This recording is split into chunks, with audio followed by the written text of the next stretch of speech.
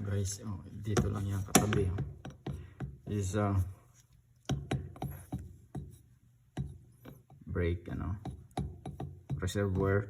So ito yung tatanggalin natin, or steering pump, high pressure pump hose or pipe. So 16 mm ang size.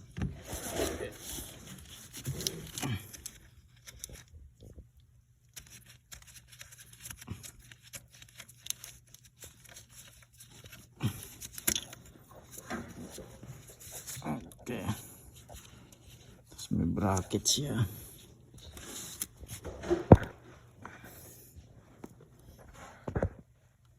Okay, natanggalan natin.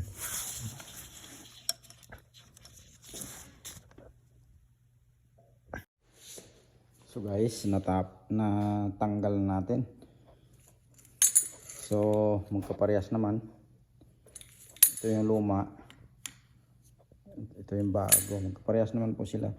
Hindi ko na napakita yung kung paano talaga lahat tanggalin. Napaka matagal kami naglaban, eh. So naglaban talaga. Oo, talagang medyo ano, tingnan nyo to, puzzle kasi. Pero natanggal natin ang maano dito yung pagkabit. Pero kaya yan, kaya nyo rin yan. So yun, ikakabit ko na.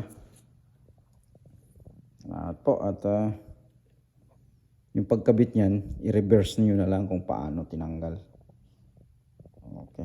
Guys, huwag niyo palang kalimutan yung o-ring, palitan niyo palagi bago. Ito. Tapos ito, palitan, lagyan ko na ng bago yan. Ito siya. Pero mamaya ko na yan kakabit kasi tatalsik yan, baka mawala. So mamaya yun na ikabit. Pero ito kakabit, pero ito ikakabit ko na. Hindi dito kasi ito kasing unang ikakabit natin. Kasi ito yung huling tinanggal. Ayan.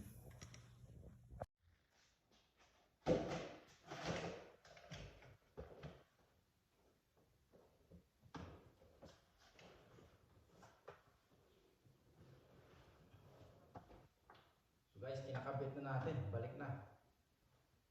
Kung ano yung tinanggal mong panghuli, yun ang unahin mo. So i-reverse nyo lang po. Ito malapit na, eh. Tapos na. Inabalik ko na lang. Dito yung sa taas, yung sa may height, sa may power steering pump na lang.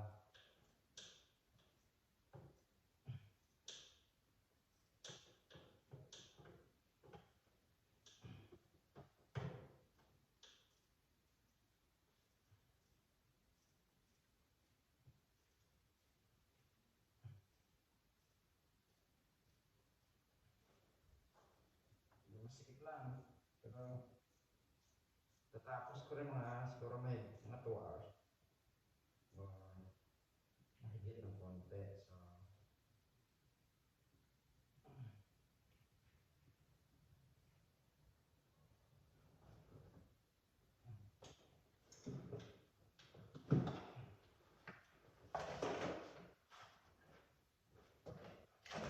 So isipin nyo guys, kung talagang hilig nyo lang gumawa, kung talagang gusto nyo lang kumita na ano, mahirap pa rin. Mas talagang hilig nyo gumawa, kahit mahirap, titiisin nyo po. Medyo talagang ano,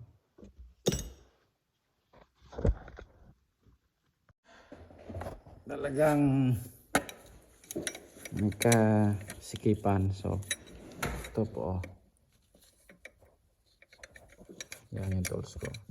So yan, pinakapanghuli ko kinabit. Kasi yan din yung pinakapanguna ko tinanggal. Okay. So sikip na po.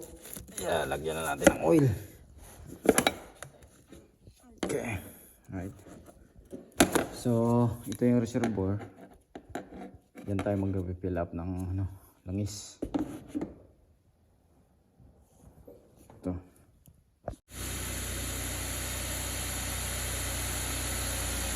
Guys, yan.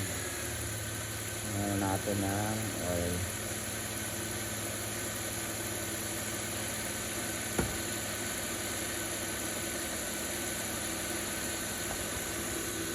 So dyan lang din kayo ng ano, I mean dyan lang din po kayo ng oil.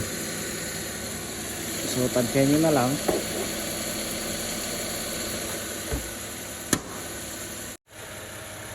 Guys, umaandar na yung makina. Nalagyan naman kanina. So kailangan brake cleaner para at least medyo satisfied naman yung customer. Kasi sisilipin niya yan eh, diba? So kung power steering lang yung pinanggagalingan, ibig sabihin nilinis na natin, dapat wala na yung langis dyan.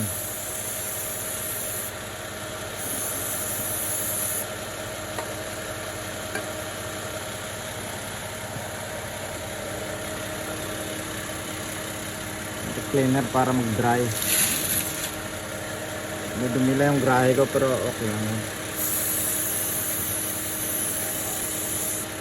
So,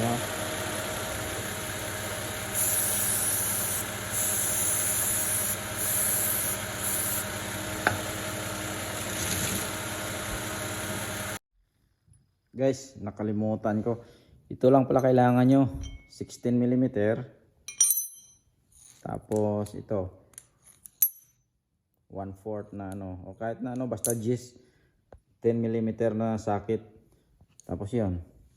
So ilang piraso lang kailangan nyo po. Okay po, sana makatulong ito at hindi na po kayo maghanap ng iba pang tools. Thank you. So guys, natapos na. At tinignan ko wala nang leak. So gagawin ko para masaya yung customer, ikakarwas ko ito, huwasin ko yung makina. Pero kailangan guys, tingnan nyo kung saan kayo pwede titip, saan nyo linisin. Nandiyan natin ng degreaser para dry na dry. So yun, salamat po sa panonood. At binabati ko dyan yung mga kasama ko sa Saudi Arabia, sa Jeddah, saka sa Newcastle sa Australia. Salamat po sa nanonood. At sana makatulong yung yung ano, kung paano nyo tinanggal, yun lang din po, i-reverse nyo lang po yun.